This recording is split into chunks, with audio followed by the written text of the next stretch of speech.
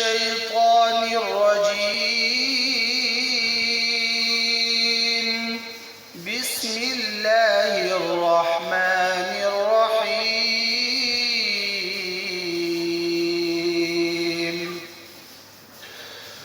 وإذ بوأنا لإبراهيم مكان البيت ألا تشرك بي شيئا وطهر بيتي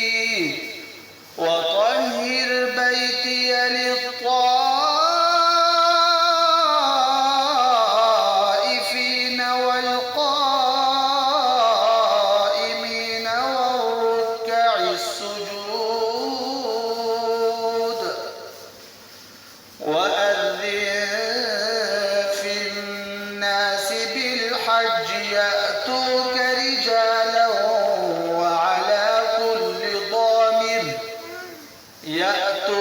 رجالا وعلى كل ضامر يأتين من كل فج عميق ليشهدوا منافع لهم ويذكروا اسم الله في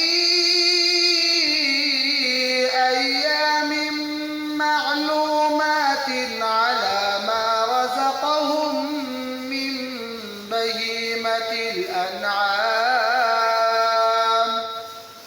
فكلوا منها وأطعموا البائس